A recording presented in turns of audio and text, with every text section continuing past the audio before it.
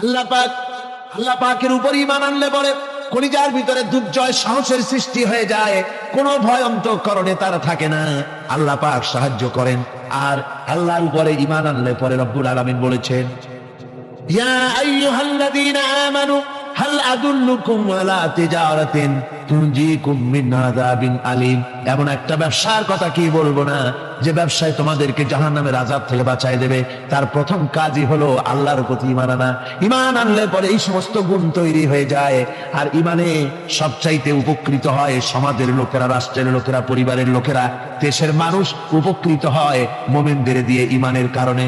তার কারণ হলো একজন মুমিন, একজন ব্যক্তি যখন ঈমানদার হয়, মুমিন হয়ে যায়, আল্লাহর প্রতি যখন প্রগাঢ় বিশ্বাস তার এসে যায়, তখন সেই ব্যক্তি নৈতিকতার মান তার বেড়ে যায়। জোরে বলেন সুবহানাল্লাহ। নৈতিক চরিত্রের উপরে সে প্রতিষ্ঠিত হয়, সে মিথ্যা বলতে সাহস পায় না। মুমিন ব্যক্তি মিথ্যা বলতে সাহস পায় না। কেন পায় না?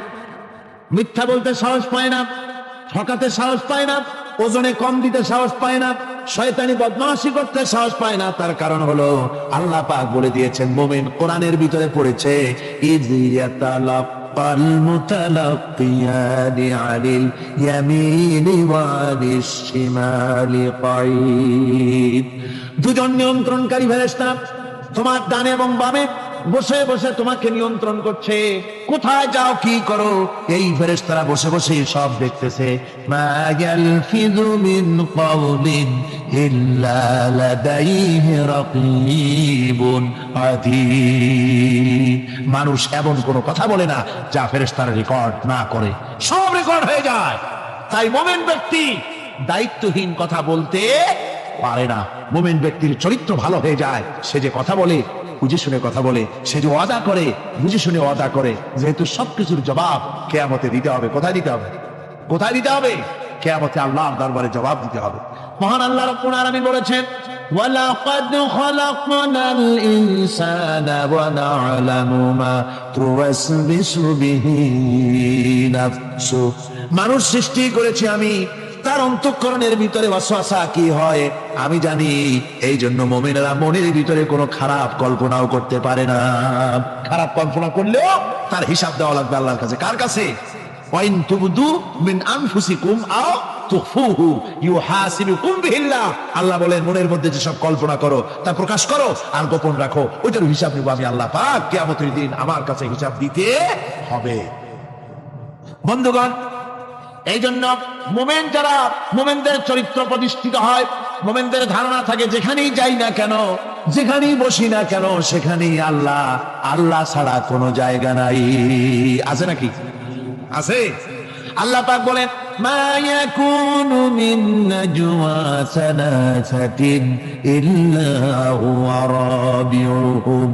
তোমরা যেখানে তিনজন মিলে পরামর্শ করো, মনে রেখো তিনজন নও, ওখানে চতুর্থ সত্তা আমি রব্বুল আলামিন তোমাদের কাছে আছি। সব শুনি আর দেখি। পাঁচজন যেখানে হও সেখানে আমি ষষ্ঠ। এর থেকে যদি কম হও, এর থেকে যদি বেশি হও, বান্দারে তুমি আছো যেখানে আমি আল্লাহ আছি সেখানে। উপায় নাই, সব জায়গায় আমি দেখতে পাচ্ছি। শুধু তাই নয়, রাত্রিবেলায় মানুষেরা গোপনে পরামর্শ করে, করে না? করে কিনা? রাতে রাতে পরামর্শ করে, এক জায়গায় বসে, হলের মধ্যে, পাহাড়ের মধ্যে, কোন জায়গায় বসে পরামর্শ করে। কি পরামর্শ? ইসলামী আন্দোলনের লোকদের মারবে, কোথায় তাদের ধরবে, কোথায় তাদের অত্যাচার করবে, এই সমস্ত পরামর্শ করে। আল্লাহ পাক বলছেন, শুনুন, আল্লাহ রাব্বুল আলামিন বলেন, ওয়া হুয়া মাআহুম إذ يبيتون ما لا يرضى من القول وكان الله بما يعملون محيطا। আল্লাহ পাক বলেন, তিনি তো ঠিক সেই সময়ও তোমাদের কাছে থাকেন যখন তোমরা নিজেদের ঘরের মধ্যে বসে, কোন এক জায়গায় বসে আল্লাহর মর্জির খেলাফ পরামর্শ করো, আল্লাহ তখনও তোমাদের কাছে থাকেন। আল্লাহর এহাতা থেকে, আল্লাহর কর্তৃত্ব থেকে বেরিয়ে যাওয়ার কোনো উপায় নাই। সুতরাং গোপনে বলেন, প্রকাশ্যে বলেন, যেভাবেই যা কিছু করা হোক না কেন, আল্লাহর কাছে আমাদের সমস্ত অপরাধগুলি ধরা হয়ে যায়। আর এটাই হচ্ছে ঈমানের সীমা পরিসীমা। তিলকা হুদুদাল্লাহি ফালা তা'তাদুহা। তিলকা হুদুদুল্লাহ, এটাই হচ্ছে আল্লাহর সীমানা। ইমানের এই সীমা রেখা বজায় রেখে ইমানের উপরে মজবুত করে কোনো ব্যক্তি, পরিবার, সমাজ, রাষ্ট্র যদি তৈরি হয়, তাহলে সেই সমাজেই শান্তি আসে, সেই সমাজেই আরাম আসে, সেই রাষ্ট্র শান্তিপূর্ণ হয়, সেখানে দিন কায়েম হয়, মানুষ সুখ সমৃদ্ধি খুঁজে পায়। রাসূলের প্রতি কি ভালোবাসা দেখেছেন। হযরত উম্মে হাবিবা রাদিয়াল্লাহু তাআলা আনহা, আমাদের মা আবু সুফিয়ান রাদিয়াল্লাহু তাআলা আনহু, তার মেয়ে, তার কাছে আবু সুফিয়ান তখনও কাফের, সেই কুফরি হালতে মেয়ের ঘরে গিয়েছেন। যাওয়ার পরে হযরত উম্মে হাবিবা বাপ যখন বসতে গিয়েছেন, তখন উম্মে হাবিবা বলছেন যে আব্বা একটু দাঁড়ান। এই অবস্থায় দাঁড়াতে বলে বিছানাটা উল্টায় গিয়া তারপরে বললেন যে বসেন। বাপ মনে খুব দুঃখ পেলেন। আবু সুফিয়ান বললেন, মা উম্মে হাবিবা, আমি তোমার পিতা, ভালো একটা বিছানা থাকলে তাই বিছায় দেওয়া উচিত ছিল, আর তুমি বিছানাটা উঠায় তারপরে আমার খালি জায়গায় বসতে বললা, আমি তোমার ব্যবহারে আহত হলাম। হযরত উম্মে হাবিবা বলেন, আব্বা জান, নিশ্চয়ই আপনি আমার আপা, শ্রদ্ধেয় পিতা, কোনো সন্দেহ এতে নাই, কিন্তু আপনি একজন কাফের। আল্লাহ রাসূল যে বিছানায় বসেন, সেই বিছানা আমি একটা কাফেরকে বসতে দিতে পারি না। সুবহানাল্লাহ। গভীর রাত্রে হযরত ফাতিমা রাদিয়াল্লাহু তাআলা আনহা ইন্তেকাল করলেন। কিছু সংখ্যক সাহাবীদের কাছে খবর দিয়া অল্প সময়ের ভিতরে জানাজার ব্যবস্থা করা হলো। হযরত আবু যর গিফারী রাদিয়াল্লাহু তাআলা আনহু কবরের ভিতরে নেমে গেলেন। কবরের ভিতরে নেমে গিয়া হযরত আবু যর বলেন, রে কবর, তোর ভিতরে আজকে কাকে রাখবো, তুই কি তা জানিস নাকি? কোনো জবাব আসে না। হযরত আবু যর বলেন, কবর রে, তোর ভিতরে আজকে যাকে রাখবো তিনি হতেছেন হযরত ইমাম হাসান হোসেনের মা, বেহেশতের সমস্ত জওয়ানদের সরদার হবেন যারা, সেই দুইজনের মা তোর ভিতরে রাখবো, খবরদার বেয়াদবি করবি না। কোন জবাব না পেয়ে হযরত আবু যর বলেন, ওগো কবরের মাটি, তোর ভিতরে কাকে রাখবো কি জানিস? আসাদুল্লাহিল গালিব, দুনিয়ার সমস্ত কাফেরদের বিরুদ্ধে আল্লাহ রাব্বুল আলামিন যাকে বাঘ বানিয়ে পাঠালেন, সেই হযরতে আলী, তার স্ত্রী রেখে যাবো, খবরদার বেয়াদবি করবি না। কোনো জবাব আসে না।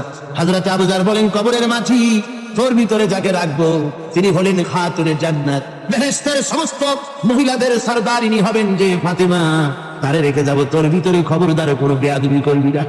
আবার হযরত আবু যর বলেন, কবরের মাটি, তোর ভিতরে কারে রাখবো কি জানিস? তোর ভিতরে আজকে যাকে রেখে যেতেছি তিনি হলেন আখেরি জামানার পয়গম্বর, বিশ্বনবী জনাবে মুহাম্মদ রাসূলুল্লাহ সাল্লাল্লাহু আলাইহি ওয়াসাল্লামের কলিজার টুকরা মা ফাতেমাকে তোর ভিতরে রাখবো, খবরদার কবরের মাটি বেয়াদবি করবি না। কিতাবে এসেছে হযরত আবু যরকে বাড়ি শুনতে পেলেন, আওয়াজ এলো, কি যেন বলতেছে, রে আবু যর, আমি ফাতেমাকে চিনি না, হাসান হোসেনের মাকে চিনি না, আলীর স্ত্রী চিনি না, রাসূলের মেয়ে মা ফাতেমাকে চিনি না। আমল যদি ভালো হয় আমার ভিতরে, আমল ভালো নিয়ে যে আসবে শান্তিতে থাকবে, আর আমল যদি খারাপ হয় আমার ভিতরে, তার অবস্থা চূড়ান্ত হয়ে যাবে। আমার ভাইরা, আমার বন্ধুগণ, আমলের উপরে ভিত্তি করে কিয়ামতের দিন নাজাত হবে। আমল যদি খারাপ হয়ে যায়, কিয়ামতের দিন কেউ তাকে বাঁচাতে পারবে না। এই জন্য কিয়ামতের ময়দানে, হাসরের দিনে আল্লাহর হাবিব জনাবে মুহাম্মদ রাসূলুল্লাহ সাল্লাল্লাহু আলাইহি ওয়াসাল্লাম সিজদায় পড়ে কাঁদতে থাকবেন। আল্লাহ রাব্বুল আলামিন বলেন, হাবিব রে, আপনি কাঁদেন কেন? আজকে তো আপনার কাঁদার দিন না, আমি আপনাকে মাকামে মাহমুদ দান করেছি, আমি আপনাকে কাউসার দান করেছি, আপনার আজকে সম্মানের দিন, মর্যাদার দিন, কাঁদেন কেন? আল্লাহর হাবিব বলবেন, রব্বুল আলামিন, মাকামে মাহমুদ পেয়েছি, কাউসার পেয়েছি, কান্দি এই জন্য আমি দেখতে পাচ্ছি আবার সামনে দিয়া ফেরেশতারা আমার উম্মতগুলি জাহান্নামের দিকে নিয়ে যায়। আল্লাহ রাব্বুল আলামিন বলবেন, ওগো আমার হাবিব, আমি আপনাকে ক্ষমতা দিলাম, আপনার জান্নাতি উম্মতগুলি আপনি বেছে নেন। আল্লাহর হাবিব তার জান্নাতের উম্মতগুলি বাঁচতে থাকবেন। হযরত আয়েশা বলেন, ইয়া রাসূলুল্লাহ, কিয়ামতের ময়দানে লক্ষ কোটি কোটি মানুষের ভিতরে আপনার জান্নাতি উম্মত আপনি চিনবেন কি করে? হুজুর বলেন, আয়েশা, কোন একটি ঘোড়ার কপাল যদি থাকে সাদা, এই সাদা কপালওয়ালা ঘোড়াটা যদি অসংখ্য ঘোড়ার ভিতরে যদি হারিয়ে যায়, তাহলে সাদা কপালওয়ালা ঘোড়ার মালিক তার ঘোড়াকে পাবে কিনা বলো? হযরত আয়েশা বলেন, হুজুর, অনায়াসে পাবে। আল্লাহ রাব্বুল আলামিনের হাবিব বলেন, আয়েশা রে, কিয়ামতের ময়দানে আমার যেই উম্মতেরা নামাজি ছিল, দিনদার ছিল, ফরজগার ছিল, দুনিয়ার বুকে ঈমান নিয়ে যারা চলাফেরা করেছে, আমার দিন কায়েমের আল্লাহর দ্বীনের জন্য যারা কাজ করেছে, ওদের চেহারা নূর চমকাতে থাকবে, ঈমানের নূর কিয়ামতের দিন চমকাতে থাকবে। সেই ঈমানের নূর দেখে দেখে আমি আমার জান্নাতি উম্মতগুলি আমি বেছে নেব। নবীজি বলেছেন, কন্যার পিতাদেরকে গালি দিও না। অনেকে টিটকারি করে, বারবার মেয়ে হয় ছেলে একটাও হয় না, সেই জন্য টিটকারি বোটকারি করে। রাসূলুল্লাহ আরো বলেছেন, তোমরা যখন বাজারে যাবে বা ব্যবসা করতে যাবে বা বিদেশে যাবে, আসার সময় যে সব হাদিয়া নিয়ে আসো। আমরা যখন বাইরে যাই, বাজারে যাই, কিছু হাদিয়া আনি না, জামা কাপড় চকলেট ইত্যাদি আমরা আনে থাকি। রাসূলুল্লাহ বলেছেন, হাদিয়াগুলি তোমরা যারা বিদেশে যাও, বাজারে যাও, হাদিয়া আনবে আর এনে ঘরের মধ্যে ঢুকে তা শুরু করবে মেয়েকে দিয়ে। প্রথমে দেবে মেয়েকে। সুবহানাল্লাহ। মেয়ের মর্যাদা ইসলামে সব চাইতে বেশি। কোন যুগে? যে যুগে মেয়ে হলে পরেই মাটির নিচে ঘিরে রাখতো, আছাড় মেরে বের ফেলে দিত। কোন অপরাধে তাদেরকে হত্যা করা হলো, আল্লাহ পাক কোরআনে কারীমের মধ্যে বলেছেন তাদের অপরাধ আর কিছু না, তারা নারী, এই জন্য তাদেরকে মেরে ফেলা হতো। রাসূলুল্লাহ তাদের ইজ্জত দিলেন, সুবহানাল্লাহ ওয়া বিহামদিহি। রাসূলুল্লাহ সম্মান দিলেন, ইজ্জত দিলেন তাদের। কন্যা হিসাবে নারীর এই মর্যাদা। ফাতেমাকে রাসূল এত ভালোবাসতেন, ইন্তেকালের সময় হযরত ফাতেমা কাঁদতে কাঁদতে বেহুশ হয়ে যাওয়ার উপক্রম হয়ে গেছে। রাসূলুল্লাহ হযরত ফাতেমাকে ইশারা দিলেন। হযরত ফাতেমা তার কান নিয়ে রাসূলুল্লাহ মুখের কাছে লাগাই দিলেন। আল্লাহর নবী কি যেন বললেন কানে কানে। হযরত ফাতেমার কান্না বন্ধ হয়ে গেল। হযরত আয়েশা বলেন, মা, রাসূলুল্লাহ তোমার কানে কানে কি বললো আর তোমার কান্না বন্ধ হয়ে গেল?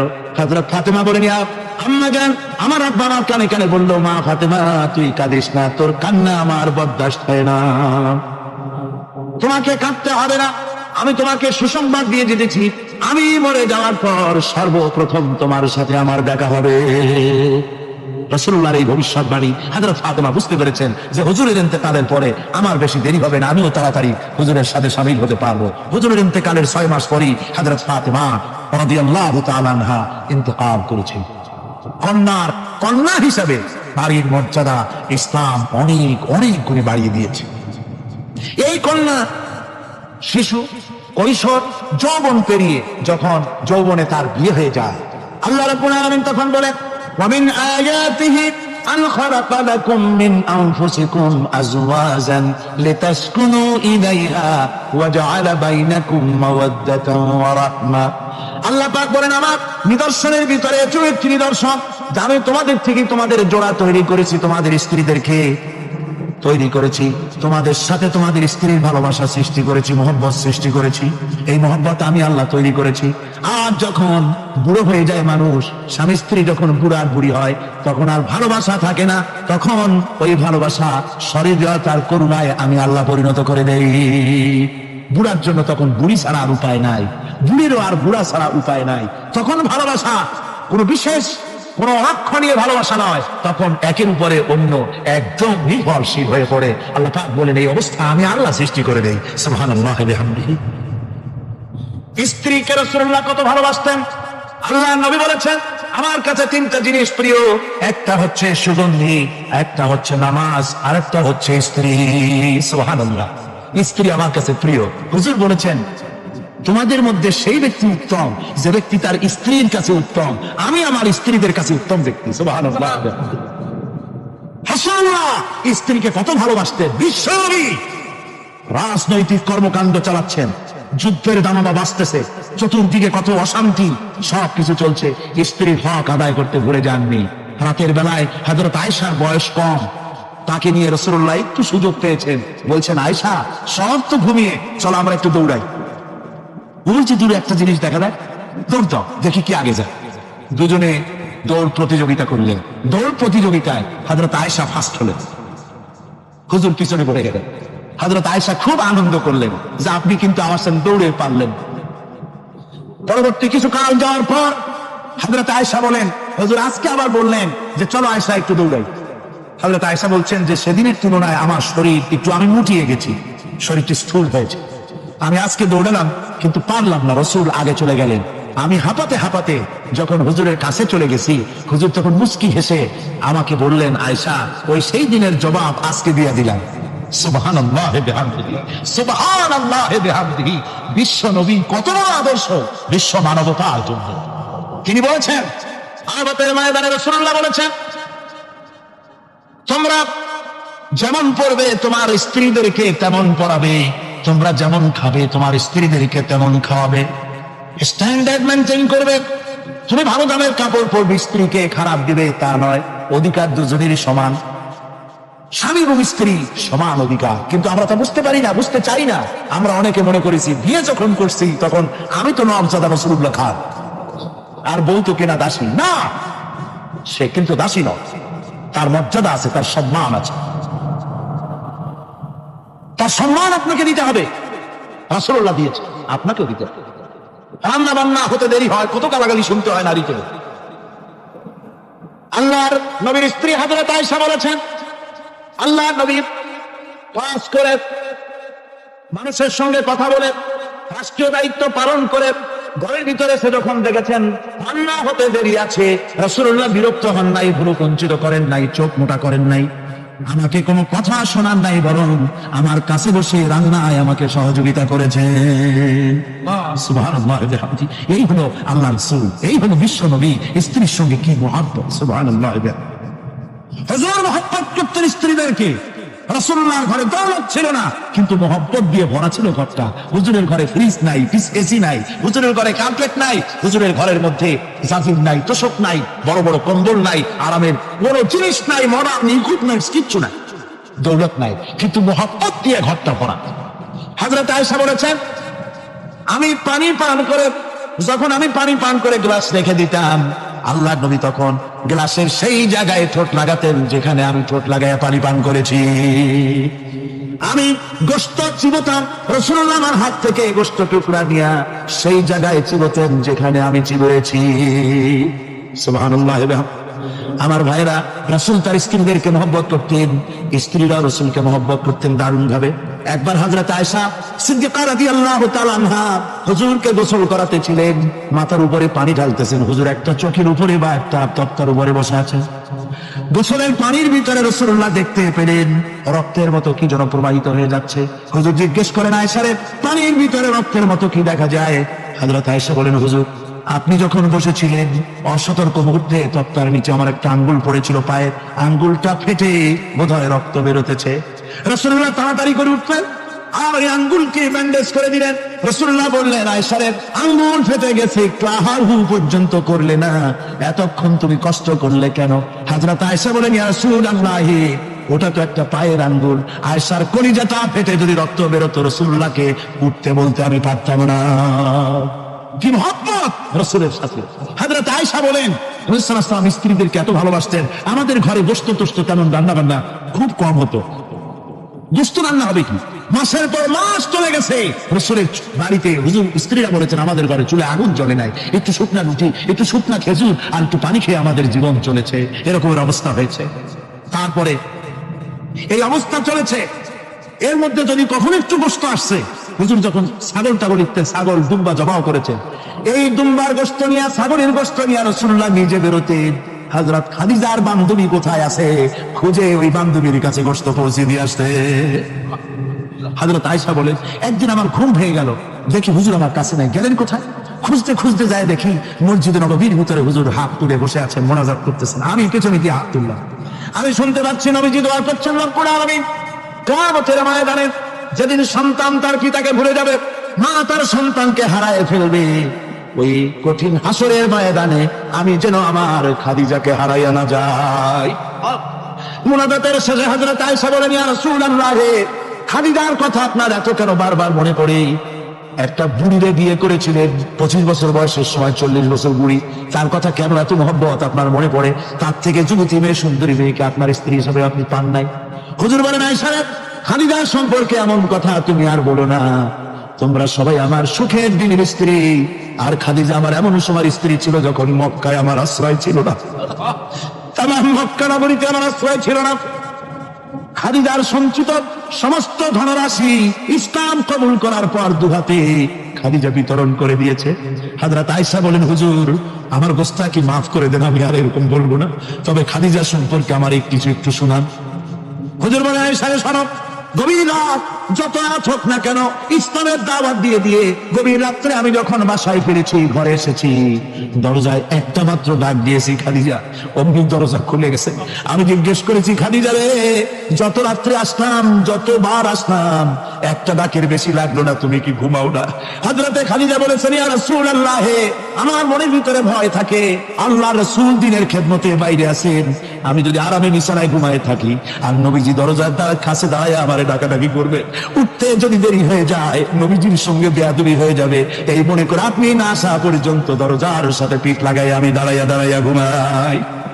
হযরত খাদিজা কেঁদে ফেললেন, বললেন, ইয়া রাসূলুল্লাহ, আমার নারী জন্ম সাক্ষ্য, আমার আমাকে সালাম বলেছে, এর জবাব কেমনে দিতে হয় হুজুর আমি তো জানি না, আপনি আমার পক্ষ থেকে আল্লাহর সালাম কিভাবে দেওয়া লাগে আপনি দিয়ে দিন, আমি তো বুঝি না কেমনে আল্লাহর সালামের জবাব দেব।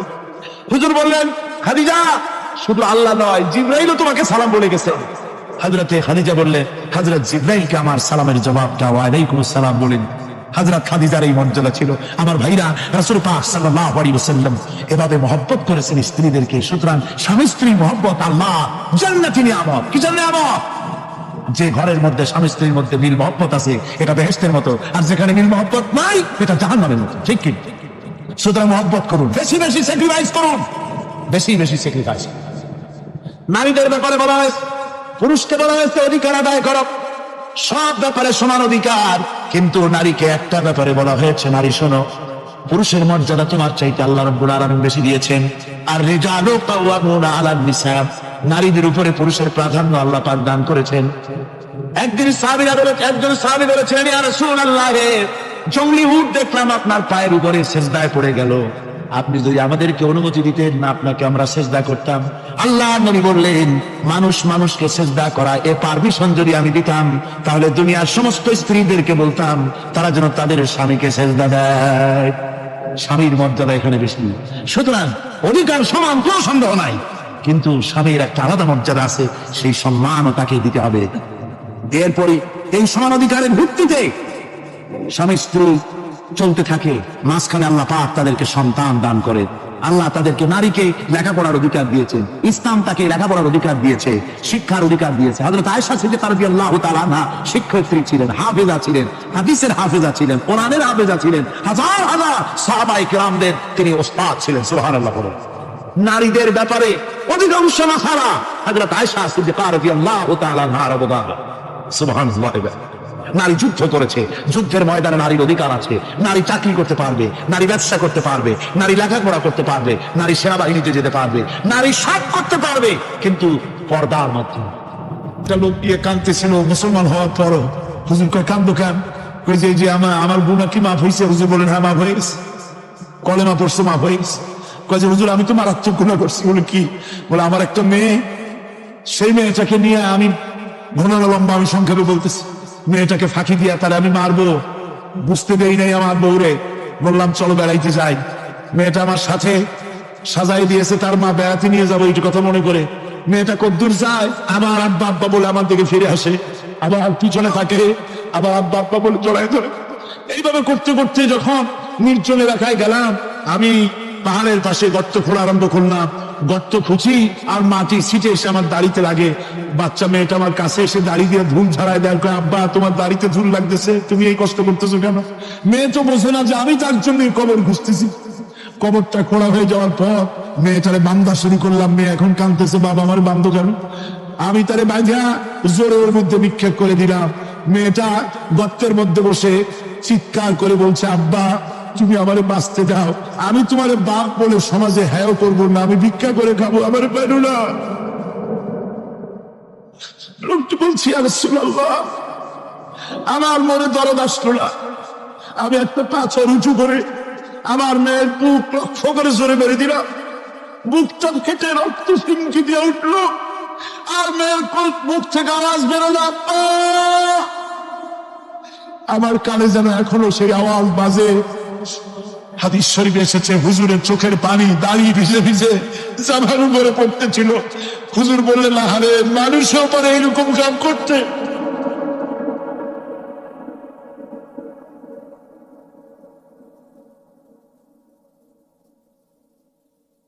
পৃথিবীতে নারীর যখন কোনো সম্মান ছিল না, মর্যাদা ছিল না। সেই সময় আমার রাসূল, আমার বিশ্বনবী নারীদেরকে সম্মানের হাত ধরে গর্তের ভিতর থেকে উঠাইয়া রানীর সিংহাসনে বসাইয়া দিলেন। সুবহানাল্লাহ, মায়ের মর্যাদা দিয়ে দিলেন। সুবহানাল্লাহ, নারীরা আমাদের মায়ের জাত, নারীরা আমার কি এর জাত? মায়ের জাত। আমার মা বোনেরা, তোমাদের সম্মান কত তোমরা জানো না। আমরা পুরুষ, আমাদের পায়ের তলে জুতা, আর তোমরা আমাদের মায়ের জাত। তোমরা নারী, তোমাদের পায়ের তলে আল্লাহর জান্নাত, আল্লাহর ব্যস্ততা তোমাদের পায়ের তলে। এই সম্মান আল্লাহ তোমাদের দিয়েছে, নবী দিয়েছে। সুবহানাল্লাহ। কর ভাইরা আমার, অধিকার ইসলাম দিয়েছে। বিবাহ যখন হয়, এই বিবাহের সময় এজেন্ট আনতে হয়। আর বিবাহ হচ্ছে বিবাহ বৈঠক, এজেন্ট আনার জন্য ওই যে কি জানি কয়, ম্যারেজ রেজিস্ট্রার বা মূল বিষয়, কার অনুমতি আগে নেয়? বলেন কার অনুমতি? তাহলে অধিকার ইসলাম পুরুষে দিল না মেয়ে লোকে দিল? মেয়ের কাছে যাও, মেয়েটাকে জিজ্ঞেস করো সেই বিবাহে রাজি আছে কিনা। সুবহানাল্লাহ পড়ে, এই বিবাহে রাজি আছে কিনা জিজ্ঞেস করো, তার অধিকারই বেশি। এরপরে এই বিবাহে করার ব্যাপারে কত বৈষম্য। আজ বিবাহ করতে গেলে যৌতুকের প্রথা এসেছে। রাসূলুল্লাহ যৌতুক দিয়েছিলেন, ওটা যৌতুক না, ওটা উপহার, ওটা হাদিয়া। রাসূলুল্লাহ তোহফা দিয়েছিলেন হুজুরের জামাই। সুবহানাল্লাহ, কি জামাই! এক জামাই তো জিন্নুল আইন, যাকে ফেরেশতারা পর্যন্ত লজ্জা করতে জানে দেখে, হযরত ওসমান রাদিয়াল্লাহু তাআলা আনহু। আরেকজন হযরত আলী কাররামাল্লাহু ওয়াজহাহু। হযরত আলী, যার সম্পর্কে রাসূল পাক সাল্লাল্লাহু আলাইহি ওয়াসাল্লাম যাকে কত সম্মান দিয়েছেন, কত মর্যাদা দিয়েছেন, এই হলো হযরত আলী হুজুরের জামাই। আনা মাদিনাতুল ইলম ওয়া আলিউম বাবুহা। আমি হলাম জ্ঞানের রাজ্য, আর আলী হলো সেই রাজ্য প্রবেশের দরজা। সুবহানাল্লাহ। তাইরা, এই হলো জামাই। আর মেয়ে ফাতুনের জান্নাত, বিনতে রাসূল, বেহেশতের সমস্ত রমণীদের সরদারিনী মা ফাতিমাতুজ জাহরা রাদিয়াল্লাহু তাআলা আনহা। কি উপহার দিলেন বিয়েতে রাসূল? এই মেয়ে আর এই জামাই। উপহার হলো খেজুরের ছোবড়ার একটা তোষক, পানি উঠাবার জন্য একটা মশক, আর আটা পেশা একটা জাতা। এই হলো নবীর মেয়ে আর জামাইয়ের জন্য উপহার। রাসূলের প্রতি কি ভালোবাসা দেখেছেন। হযরত উম্মে হাবিবা রাদিয়াল্লাহু তাআলা আনহা, আমাদের মা আবু সুফিয়ান রাদিয়াল্লাহু তাআলা আনহু, তার মেয়ে। তার কাছে আবু সুফিয়ান তখনও কাফের। সেই কুফরি হালতে মেয়ের ঘরে গিয়েছেন। যাওয়ার পরে হযরত উম্মে হাবিবা বাপ যখন বসতে গিয়েছেন, তখন উম্মে হাবিবা বলছেন যে আব্বা একটু দাঁড়ান। এই অবস্থায় দাঁড়াতে বলে বিছানাটা উল্টায় দিয়া তারপরে বললেন যে বসেন। বাপ মনে খুব দুঃখ পেলেন। আবু সুফিয়ান বললেন, মা উম্মে হাবিবা, আমি তোমার পিতা, ভালো একটা বিছানা থাকলে তাই বিছানা দেওয়া উচিত ছিল। আর তুমি বিছানাটা উঠায় তারপরে আমার খালি জায়গায় বসতে বললা, আমি তোমার ব্যবহারে আহত হলাম। হযরত উম্মে হাবিবা বলেন, আব্বা জান, নিশ্চয়ই আপনি আমার আব্বা, শ্রদ্ধেয় পিতা, কোনো সন্দেহ এতে নাই, কিন্তু আপনি একজন কাফের। আল্লাহ রাসূল যে বিছানায় বসেন, সেই বিছানা আমি একটা কাফেরকে বসতে দিতে পারি না। সুবহানাল্লাহ। তিনজনের দোয়া কবুল হবে আল্লাহর দরবারে। তার মধ্যে একজন হলেন মাজলুম ব্যক্তি, যে ব্যক্তি অত্যাচারিত, সে ব্যক্তি মুসাফির, প্রবাসী, তার দোয়া কবুল হবে। আর মা বাপ যদি সন্তানের জন্য দোয়া করে, ওই দোয়া আল্লাহ রাব্বুল আলামিনের দরবারে মঞ্জুর হয়ে যায়। আল্লাহ রাব্বুল আলামিন মা বাপ সম্পর্কে বলেন, মা বাবের জন্য আমার কাছে দোয়া করবি বান্দারা, আমার কাছে দোয়া করবি। দোয়াটা আল্লাহ পাক শেখাচ্ছেন, রব্বিরহামহুমা কামা রাব্বায়ানি সাগীরা। করেন সবাই, রব্বিরহামহুমা কামা রাব্বায়ানি সাগীরা। একটু জিকির করেন, লা ইলাহা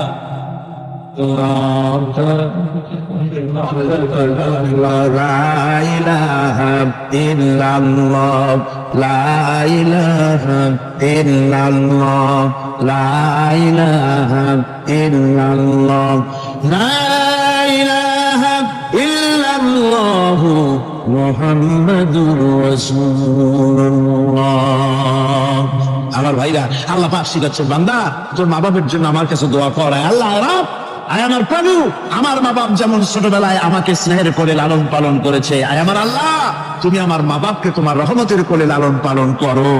আল্লাহ শিখাই দিয়েছেন। আমার ভাইরা, প্রত্যেক নামাজের পরে এই দোয়াটা ভুলে যাবেন না, ভুলে যাবেন। গভীর রাত্রে মানুষ সব ঘুমায় যায়, গর্ভবতী মা ঘুমাতে পারে না, সন্তান পেটের ভিতরে হাঁটু দিয়া গুঁতো মেরেছে, পা দিয়া লাথি মেরেছে। আমার চরম শীতের রাত্রে, প্রচন্ড শীতের রাতে গায়ের লেপটা সরাই দিয়া মা একবারে দাঁড়ায় আর একবারে বসে, একবার দেওয়ালের সাথে হেলান দিয়া দাঁড়ায়, কষ্ট করে রাতটায় কাটায় দেয়।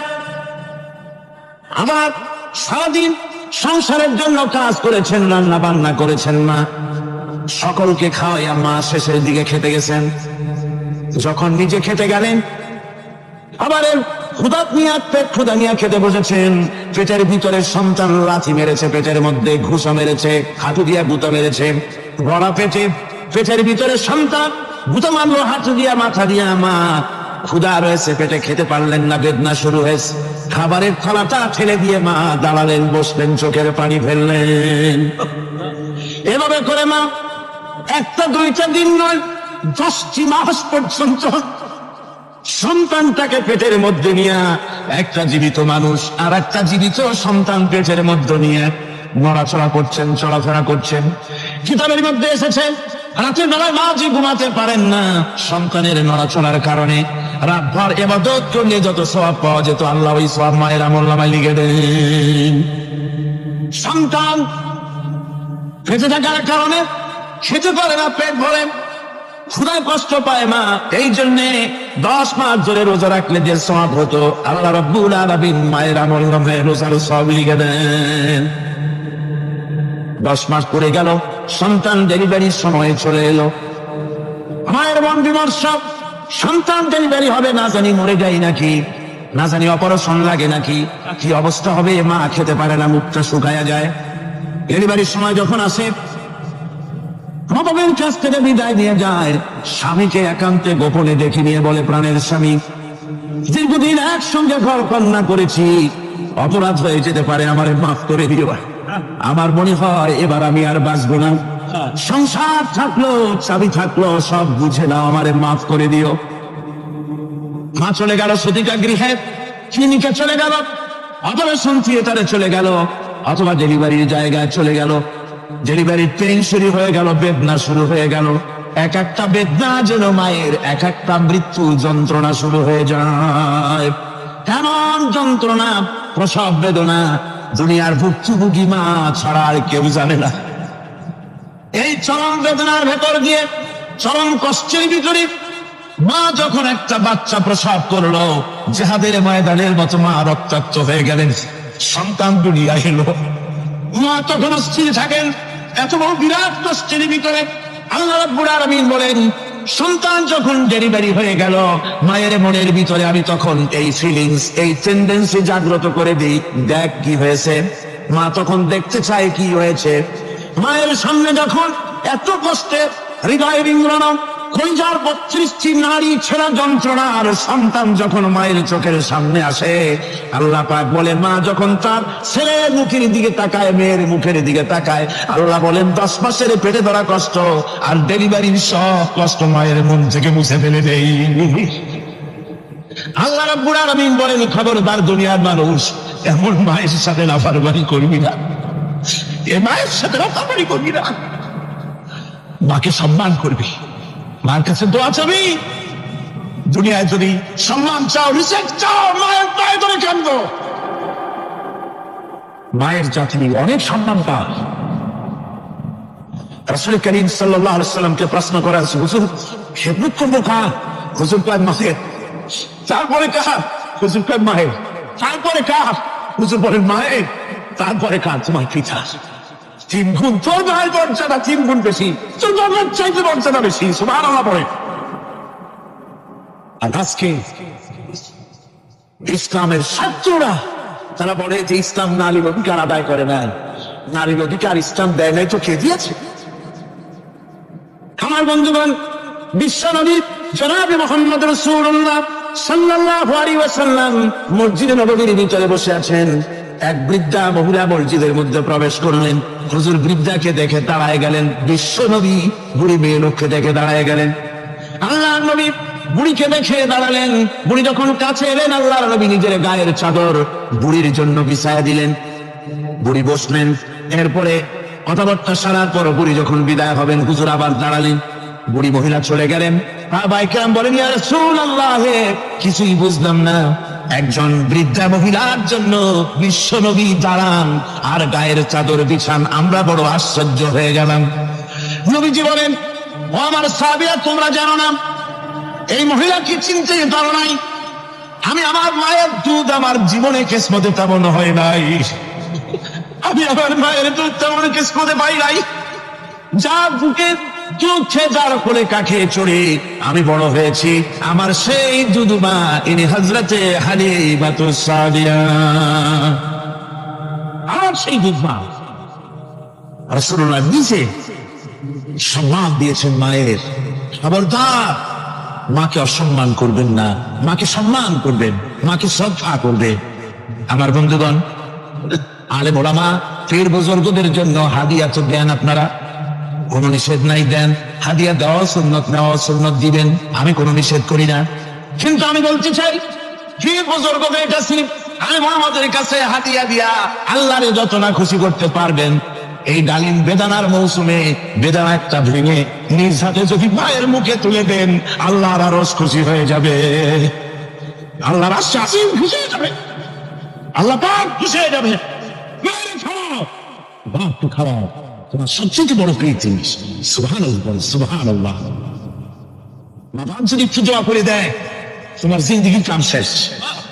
একটু বদদোয়া করলে জাহান্নামে যাবা। কোন খ্রিস্টান বদদোয়া করলে জাহান্নামে যাবে এমন কথা নাই। কোন মৌলবি বদদোয়া করলে জাহান্নামে যাবে এমন কথা নাই। রাসূল বলেছেন, হুমা জান্নাতুকা ওয়া নারুকা। মা বাপ তোমার বেহেশত, মা বাপ তোমার জাহান্নাম।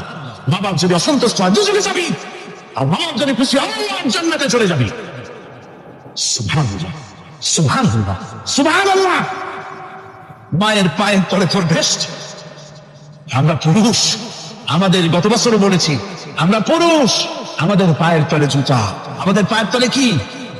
শুধু জুতা। আর আমার মা, আমার মায়ের জাতি যারা এই প্যান্ডেলে বসে আছেন, আমার মায়েরা, বোনেরা, মায়ের জাতি যারা পৃথিবীতে, মায়ের জাতি পায়ের তলে আল্লাহর বেহেশত। সুবহানাল্লাহ। নারীর মর্যাদা ইসলাম দেয় নাই, কে দিয়েছে? আল্লাহ দিয়েছেন, আল্লাহর রাসূল দিয়েছেন। আর আমার মা, আমার মায়ের জাতি যারা এই প্যান্ডেলে বসে আছেন, আমার মায়েরা, বোনেরা, মায়ের জাতি যারা পৃথিবীতে, মায়ের জাতি পায়ের তলে আল্লাহর বেহেশত। সুবহানাল্লাহ। নারীর মর্যাদা ইসলাম দেয় নাই, কে দিয়েছে? আল্লাহ দিয়েছেন, আল্লাহর রাসূল দিয়েছেন। আমার বন্ধুগণ, হযরত বায়জিদ বুস্তামি, ছোট্ট বাচ্চা ছেলে, গভীর রাত্রে মা অসুস্থ, পানির পিপাসায় জেগে উঠেছেন। বাবারে, পিপাসায় শেষ হয়ে গেলাম, পানি দাও। ছেলে ঘরের ভিতরে পানি না পেয়ে বাইরে দৌড়াদৌড়ি করলেন। অনেক দূর থেকে পানি নিয়ে এসে দেখেন মা ঘুমায় গেছেন। পানি নিয়ে দাঁড়ানো পৌষ মাস, মাঘ মাসের শীতের রাত, ফজরের সময় মায়ের ঘুম ভেঙে গেল। তাকিয়ে দেখেন বাইজিদ দাঁড়ানো, হাতে পানি থরথর করে কাঁপছে। জিজ্ঞাসা করে, বাইজিদ তুমি দাঁড়ানো কেন? ছোট্ট বাচ্চা বলে, মা পানি চেয়েছিলে তুমি গভীর রাত্রে, পানি ঘরে ছিল না, অনেক দূর থেকে আনতে হয়েছে। মা বলছে, ঘুমাও নাই কেন গেলাস ছুঁয়া? বাচ্চা বলে, ঘুমাই নাই, তুমি যদি আবার পানি চাও, সময় মতো যদি দিতে না পারে, মা তোমার কষ্ট হবে, এই জন্য ফজর পর্যন্ত আমি দাঁড়ায় আছি, কখন তুমি পানি চাও। মা হাতের থেকে পানি নিয়ে পান করলেন। বাইজিদকে বিছানার উপরে আরাম করে কম্বল দিয়ে ঘুম পড়াইয়া দিলেন। হযরত বাইজিদের মা উযু করে ফজরের নামাজ পড়ে সিজদায় চলে গেলেন। চিৎকার মেরে কেঁদে বলেন, আমার রব, আমার আল্লাহ, আমি আমার বাইজিদের মা, আমি মা হয়ে বাইজিদের জন্য দোয়া করি। বাইজিদ আমার জন্য আজকে যা করেছে, আমি মা, আমার কলিজা ঠান্ডা হয়ে গেছে। হায় আল্লাহ, আমি বাইজিদের জন্য দোয়া করি, তুমি তাকে সুলতানুল আরিফিন বানাইয়া দিও। মঞ্জুর হয়ে গেল আল্লাহ পাকের কাছে দোয়া। আমার ভাইরা, আল্লাহ পাক বলছেন, খবরদার, আমার ইবাদতের পরে মা বাপ, আল্লাহর ইবাদতের পরে কারা? মা বাপ।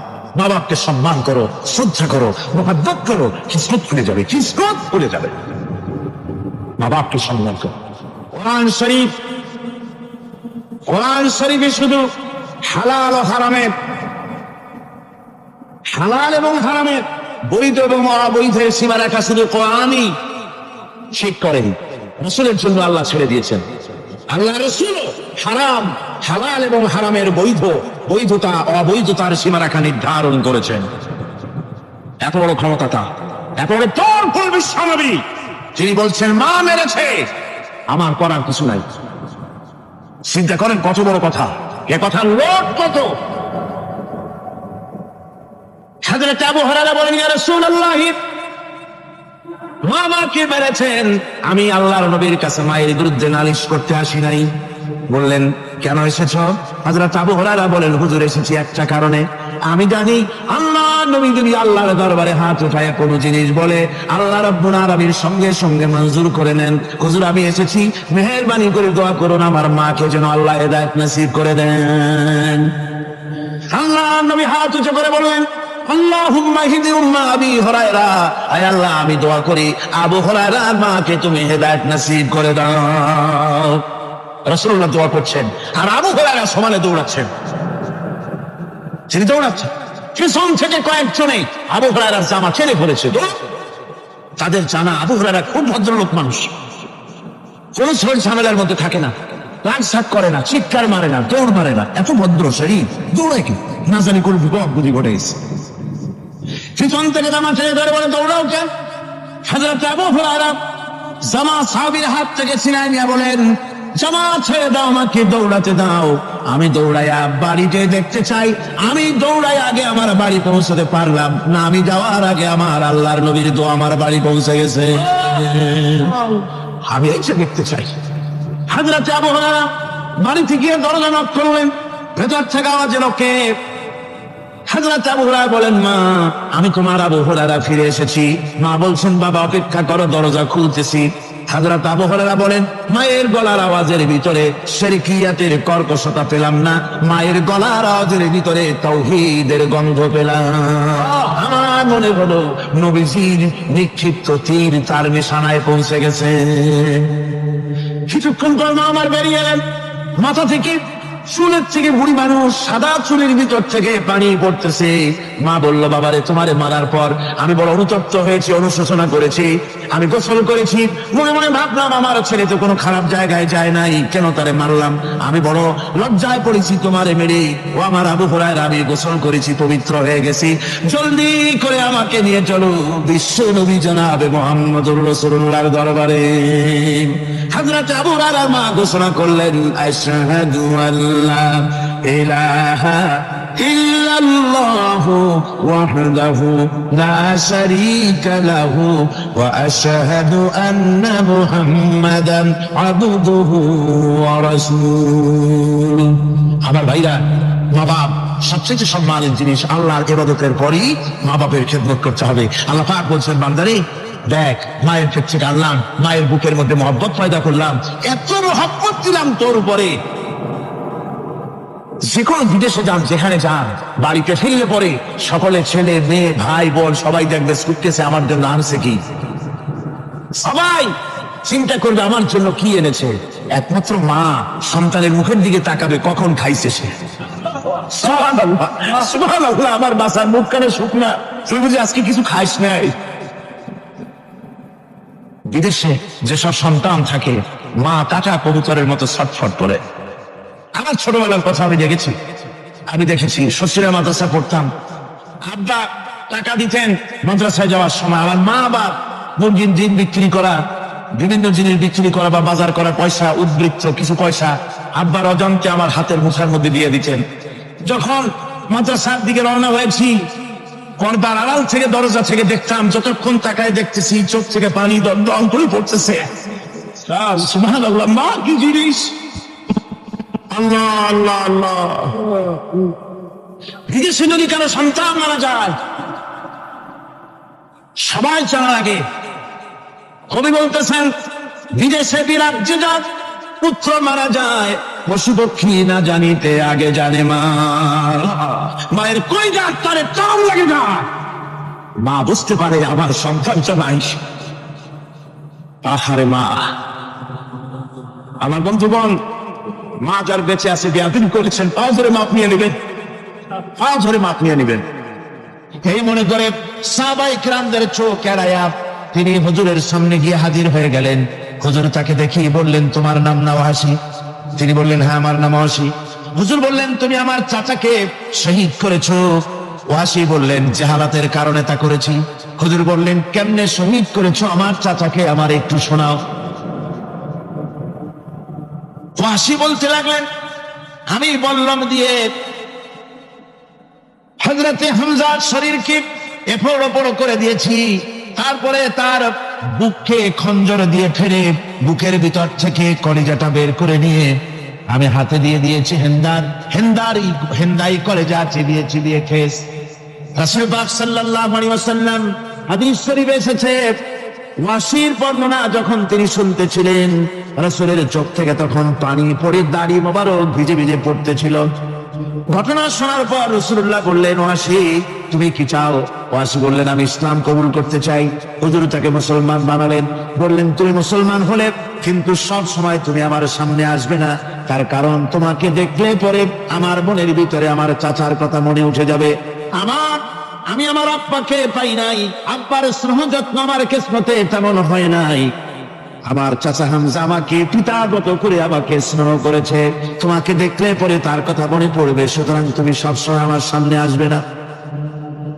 ওয়াসি সেদিন শপথ নিয়েছিলেন, রব্বুল আলামিন, আমি জাহালাতের কারণে যেই বল্লম দিয়ে একজন শ্রেষ্ঠ সন্তানকে আমি শহীদ করে ফেলেছিলাম, আমি বুঝতে পারি নাই, ওই বল্লমটা আমি হেফাজতে রেখে দিয়েছি। তুমি আমার এই দোয়া মঞ্জুর করো, আমি যেন এই বল্লম দিয়ে এই পৃথিবীর নিকৃষ্ট ইসলামের কোন দুশ্মনকে যেন আমি শেষ করে দিতে পারি। আল্লাহ পাক দোয়া তার মঞ্জুর করে নিলেন। মুসাইলামা কাযযাবের বিরুদ্ধে হযরত আবু বকর সিদ্দিক রাদিয়াল্লাহু তাআলা আনহু যে বাহিনী পাঠালেন, হযরত ওয়াসি সেই বাহিনীর মধ্যে ছিলেন। আর তিনি সেই বল্লমটা দিয়ে, যে বল্লম দিয়ে তিনি হযরত হামজাকে শহীদ করেছিলেন, সেই বল্লমটা দিয়েই ইসলামের নিকৃষ্ট শত্রু মুসাইলামা কাযযাবকে দুনিয়া থেকে তিনি বিদায় করে দিলেন। রাসূলের যুগে একজন নবুয়তের দাবি করলো, তার নাম হচ্ছে মুসাইলামা কাযযাব। সে দাবি করলো, সে মনে করলো যে নবুয়ত হচ্ছে একটা ব্যবসা, মুহাম্মদ সাল্লাল্লাহু আলাইহি ওয়াসাল্লামের কিছু ছিল না। নবুয়তের দাবি করলো, গনিমতের মাল আসলো, টাকা পয়সা আসলো, তারপর রাজত্ব হয়ে গেল, এরকম তো কম কথা না। আমি যদি নবুয়তের দাবি করি তাহলে এরকমের একটা ব্যবসা আমিও করতে পারবো। এই চিন্তা ভাবনা করে নবুয়তের দাবি করে বসলো। নবুয়তের দাবি করে সে প্রচার করে বেড়াতে লাগলো, আমি নবী। তারপর তার উম্মতেরা বলল যে আচ্ছা আপনি তো নবী বুঝলাম, তা মুহাম্মদ সাল্লাল্লাহু আলাইহি ওয়াসাল্লামের উপরে ওহী নাযিল হয়, আপনি তো কোনো নতুন ওহী আমাদের দিতে পারলেন না, কোন সূরাও এ পর্যন্ত আসলো না। মুসাইলামা কাযযাব বলল, দেখো কেবল না নবী হলাম, একটু সময় দাও ওহী আসা। কিছুদিন পর বলল যে সূরা একটা এসে গেছে। বলে কি? সে সূরা কাউসারের একটা প্যারোডি তৈরি করলো। বলল আমার উপরে একটা নতুন সূরা আসছে, সূরাটি হচ্ছে ইন্না আতাইনাকাল আকাব ফাসাল্লি লিরাব্বিকা ওয়াজা ইন্না শানিয়াকা হুয়াল আবলাক। এর অর্থ হচ্ছে আমি তোমাকে আকাক পক্ষী দান করেছি। আর আকাক পক্ষী বলা হয় হুতুম পেঁচাকে। ও যে কায়দার নবী, পাখিটাও পাইছে সেই কায়দারই। তারপরে ফাসাল্লি লিরাব্বিকা ওয়াজা, সুতরাং তোমার প্রভুর উদ্দেশ্যে নামাজ পড়ো আর জোরে সোরে চিৎকার করো। মনে রেখো তোমার দুশ্মন হবে শ্বেত এবং কৃষ্ণ বর্ণে, এর না আছে কোনো গোড়া, না আছে এর মাথা, না আছে এর কোনো অর্থ, না আছে কিছু। এই জাতীয় সূরা দেখা উম্মতেরা বলল, কি যে আশ্চর্য কথা, মুহাম্মদ সাল্লাল্লাহু আলাইহি ওয়াসাল্লামের উপরে যে সূরা নাযিল হয়েছে তা পড়তে কত সুন্দর, কত ভাব গম্ভীর, আরে কি একটা সূরা নাযিল হলো। তারা নিজেরা বলা কোয়া করলো। আর একবার ধরলো মুসাইলামাকে, তারা বলল মুহাম্মদ সাল্লাল্লাহু আলাইহি ওয়াসাল্লাম তাকে তার উম্মতেরা তাদের বাগানে নিয়ে যায়। নিলে পরে যে বাগান থেকে তিনি যান, গাছে খরমা না থাকলে খরমা হয়ে যায়। কোন পানি শূন্য কুয়ার কাছ থেকে গেলে তার বরকতে কুয়ায় পানি চলে আসে। তো আপনি এরকমের কিছু আমাদের দেখান। বললো আমাকেও তোমরা এভাবে নিয়ে যাও। তখন তাকে নিয়ে যাওয়া হলো। দেখলো উম্মতেরা যে এমনই পোড়া কপালে এক নবী তাদের ভাগে পড়ছে, যে বাগান দিয়ে যায়, গাছে খরমা থাকলে খরমা পড়ে যায়, নষ্ট হয়ে যায়, আর কোনো পানিওয়ালা কুয়ার কাছ থেকে হাঁটলে সে কুয়া থেকে পানিও শেষ হয়ে যায়। এরপরে তার সাহস বাড়লো, মুসাইলামা কাযযাব রাসূল পাক সাল্লাল্লাহু আলাইহি ওয়াসাল্লামের কাছে এক চিঠি লিখলো।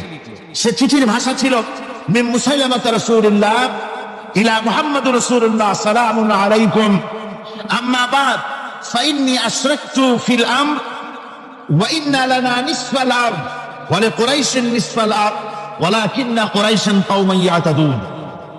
সে চিঠি লিখলো যে মুসাইলামা আল্লাহ রাসূলের পক্ষ থেকে নাউজুবিল্লাহ মুহাম্মদ সাল্লাল্লাহু আলাইহি সাল্লামের কাছে এই চিঠি পাঠানো হচ্ছে। ফাইন্নী কাদ আশরাকতু ফিল আমরি মাক, আমি হচ্ছি আপনার নবুয়তের একজন অংশীদার। এই হিসাবে পৃথিবীর অর্ধেক হচ্ছে আমার আর অর্ধেক হচ্ছে কুরাইশদের, কিন্তু কুরাইশরা বিষয়টা বুঝতে না পেরে আমার সাথে বাড়াবাড়ি করতেছে। হুজুর সাল্লাল্লাহু আলাইহি ওয়াসাল্লাম এই চিঠির জবাব দিলেন। হুজুর লিখলেন বিসমিল্লাহির রহমানির রহিম মিন মুহাম্মাদুর রাসূলুল্লাহ সাল্লাল্লাহু আলাইহি ওয়াসাল্লাম ইলা মুসাইলামাতিল কাযযাব আসসালামু আলা মান ইত্তাবাআল হুদা আম্মা বাদ ফাইন্নাল আরদা লিল্লাহি ইউরিসুহা মিন ইবাদিহি ওয়াল আকিবাতু লিল মুত্তাকিন। রাসূল পাক সাল্লাল্লাহু আলাইহি ওয়াসাল্লাম লিখলেন এই চিঠি যাচ্ছে মুহাম্মদ সাল্লাল্লাহু আলাইহি ওয়াসাল্লামের কাছ থেকে মুসাইলামা কাযযাবের কাছে। শুনে রাখো, শান্তি বর্ষিত হোক তার প্রতি যিনি হেদায়েত প্রাপ্ত। এই পৃথিবীর উত্তরাধিকারী হচ্ছে কেবলমাত্র আল্লাহ পাকের সেই সব বান্দারা যারা নাকি আল্লাহর গোলাম, আল্লাহর একান্ত আল্লাহর আইন এবং কানুনকে মেনে যারা চলে, আর পরকাল হচ্ছে সেই সমস্ত লোকেদের জন্যই। মুসাইলামা কাযযাবের মুয়াজ্জিন যারা, তারাও জানতো, তারাও জানতো যে লোকটা মিথ্যেবাদী। তো কিছু মাল পানি পাওয়া যায়, টাকা পয়সা পাওয়া যায়, সাথে থাকলে কিছু খাওয়াটাও যায়, এই জন্য তার সাথে থাকতো। রাসূলুল্লাহর মুয়াজ্জিন আযান দিতেন, আশহাদু আন্না মুহাম্মাদার রাসূলুল্লাহ, আমি সাক্ষ্য দিচ্ছি মুহাম্মদ সাল্লাল্লাহু আলাইহি ওয়াসাল্লাম আল্লাহর রাসূল। এর মধ্যে ওয়াসি আসবে, ওয়াসি বুঝতে পেরেছি মুহাম্মদ সাল্লাল্লাহু আলাইহি ওয়াসাল্লাম আল্লাহর রহমত, করুণার নবী, দয়ার নবী, তার কাছে যদি আমি যেতে পারি তাহলে তিনি আমার সম্পর্কে, যদি তার সামনে যেতে পারি তাহলে তার কঠোর মনোভাব আমার প্রতি নরম হয়ে যাবে। এই মনে করে সাহাবায়ে কেরামদের চোখ এড়ায়া তিনি হুজুরের সামনে গিয়ে হাজির হয়ে গেলেন। হুজুর তাকে দেখিয়ে বললেন, তোমার নাম না ওয়াসি? তিনি বললেন, হ্যাঁ আমার নাম ওয়াসি। হুজুর বললেন, তুমি আমার চাচাকে শহীদ করেছো? ওয়াসি বললেন, জাহালাতের কারণে তা করেছি। হুজুর বললেন, কেমনে শহীদ করেছো আমার চাচাকে, আমার একটু শোনাও। ওয়াসি বলতে লাগলেন, আমি বল্লম দিয়ে হযরতে হামজার শরীরকে এফোড় ওপড় করে দিয়েছি, তারপরে তার বুককে খঞ্জর দিয়ে ফেরে বুকের ভিতর থেকে কলিজাটা বের করে নিয়ে আমি হাতে দিয়ে দিয়েছি হেন্দাই কলিজা চিবিয়ে চিবিয়ে খেস। রাসূল পাক সাল্লাল্লাহু আলাইহি ওয়াসাল্লাম, হাদিস শরীফে এসেছে, ওয়াসির বর্ণনা যখন তিনি শুনতেছিলেন রাসূলের চোখ থেকে তখন পানি পড়ে দাড়ি মোবারক ভিজে ভিজে পড়তেছিল। ঘটনা শোনার পর রাসূলুল্লাহ বললেন, ওয়াসি তুমি কি চাও? ওয়াসি বললেন, আমি ইসলাম কবুল করতে চাই। হুজুর তাকে মুসলমান বানালেন। বললেন, তুমি মুসলমান হলে কিন্তু সব সময় তুমি আমার সামনে আসবে না, তার কারণ তোমাকে দেখলে পরে আমার মনের ভিতরে আমার চাচার কথা মনে উঠে যাবে। আমি আমার আব্বাকে পাই নাই, আব্বার স্নেহ যত্ন আমার কিসমতে তেমন হয় নাই। আমার চাচা হামজা আমাকে পিতার মতো করে আমাকে স্নেহ করেছে, তোমাকে দেখলে পরে তার কথা মনে পড়বে, সুতরাং তুমি সবসময় আমার সামনে আসবে না। ওয়াসি সেদিন শপথ নিয়েছিলেন, রব্বুল আলামিন, আমি জাহালাতের কারণে যেই বল্লম দিয়ে একজন শ্রেষ্ঠ সন্তানকে আমি শহীদ করে ফেলেছিলাম, আমি বুঝতে পারি নাই, ওই বল্লমটা আমি হেফাজতে রেখে দিয়েছি। তুমি আমার এই দোয়া মঞ্জুর করো, আমি যেন এই বল্লম দিয়ে এই পৃথিবীর নিকৃষ্ট ইসলামের কোন দুশ্মনকে যেন আমি শেষ করে দিতে পারি। আল্লাহ পাক দোয়া তার মঞ্জুর করে নিলেন। মুসাইলামা কাযযাবের বিরুদ্ধে হযরত আবু বকর সিদ্দিক রাদিয়াল্লাহু তাআলা আনহু যে বাহিনী পাঠালেন, হযরত ওয়াসি সেই বাহিনীর মধ্যে ছিলেন। আর তিনি সেই বল্লমটা দিয়া, যে বল্লম দিয়ে তিনি হযরত হামজাকে শহীদ করেছিলেন, সেই বল্লমটা দিয়েই ইসলামের নিকৃষ্ট শত্রু মুসাইলামা কাযযাবকে দুনিয়া থেকে তিনি বিদায় করে দিলেন। আমার ভাইরা, রাসূল পাক সাল্লাল্লাহু আলাইহি সাল্লামের ইন্তেকালের পর এ পর্যন্ত নবুয়তের যারা দাবি করেছে, এক হিসাবে জানা গেছে 28 জন দাবি করা হয়ে গেছে। রাসূল বলেছেন আমার পরে 30 জন মিথ্যেবাদী নবুয়তের দাবি করবে। কতজন করবে? 28 জন হয়ে গেছে, বাকি আছে কত? এর মধ্যে গোলাম আহমদ একজন। গোলাম আহমদ দাবি করলো যে আমি নবী। তার অনেকগুলি বই কিতাব সে লিখলো। বইয়ের মধ্যে এক জায়গায় সে লিখেছে, তার বইয়ে এক জায়গায় লিখেছে যে আমি স্বপ্নে দেখলাম আল্লাহ আমার সামনে উপস্থিত। আল্লাহ আমার সামনে এসেছেন পুরুষের আকৃতিতে, আর আমি তখন স্বপ্নের ভিতরে আমি নিজেকে একজন নারীর মতোই মনে করলাম। স্বপ্নের ভেতরেই আল্লাহ পাক পুরুষ হিসাবে আমাকে ব্যবহার করলেন। আমি স্বপ্নের মধ্যেই গর্ভবতী হলাম এবং স্বপ্নের ভিতরে আমি গোলাম আহমদ মসিহে রূপান্তরিত হয়ে গেলাম। নাউযুবিল্লাহি মিন যালিক। গোলাম আহমদ বলছে আল্লাহ পাক ওহীর মাধ্যমে আমাকে জানিয়েছেন, আল্লাহ আমাকে বলেছেন গোলাম আহমদ তুমি হচ্ছ আমার সন্তান তুল্য। নাউযুবিল্লাহি মিন যালিক। এইভাবে অসংখ্য মিথ্যে কথা দিয়ে বইপত্র রচনা করেছে। লোকেরা তার কাছে নবুয়তের প্রমাণ চেয়েছে।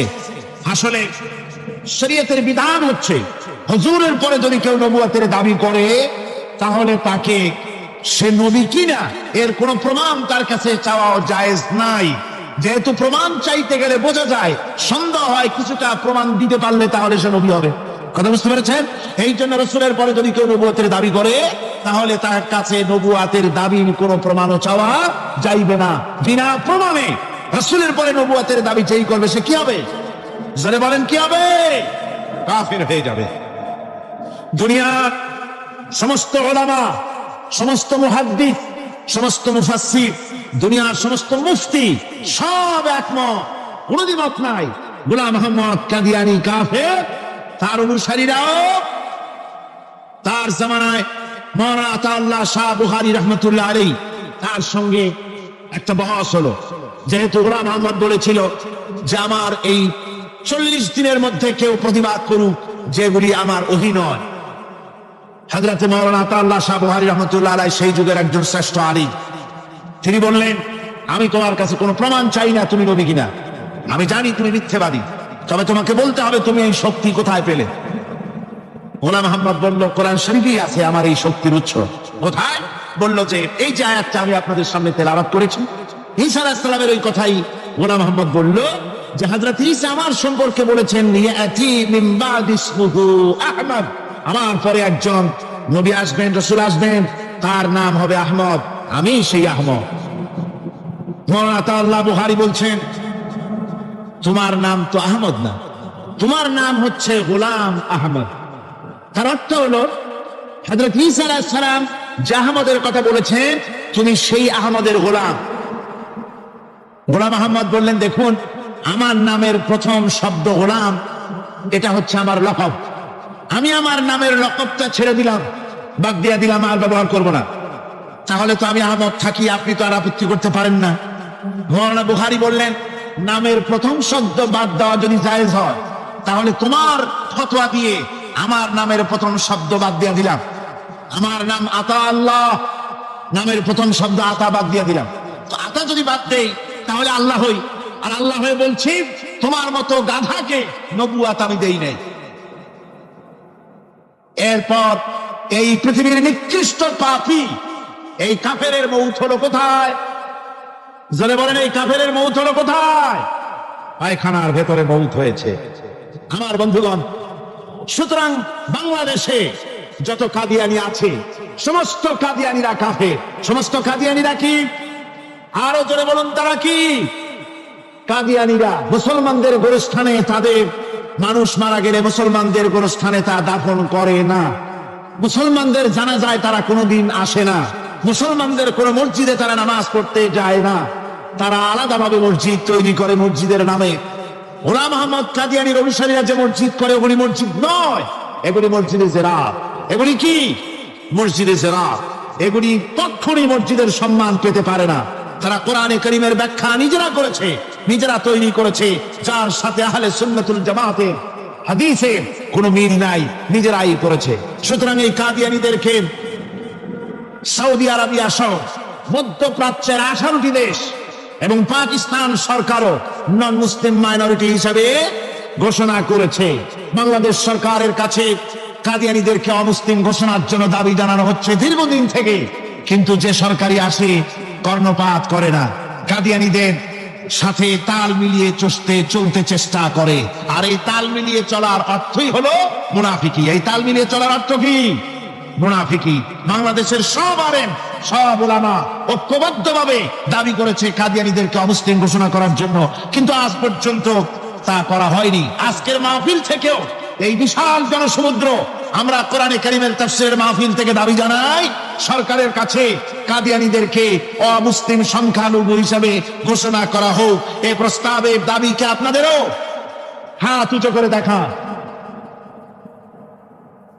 ربنا ظلمنا أنفسنا وإن لم تغفر لنا وترحمنا لنكونن من الخاسرين ربنا لا تزغ قلوبنا بعد إذ هديتنا وهب لنا من لدنك رحمة إنك أنت الوهاب أي الله تعالى হাজার হাজার মুসলমান নরনারী ঠান্ডাকে উপেক্ষা করে তোমার দ্বীনের কথা শোনার জন্য, কোরআনে কারীমের কথা শোনার জন্য এই মাঠে এসে হাজির হয়েছে। আল্লাহ তুমি দয়া করে মেহেরবানি করে আলোচনার সওয়াবটুকু হুজুরে পুরনুর সাল্লাল্লাহু আলাইহি ওয়াসাল্লামের রূহ মুবারকে পৌঁছে দাও।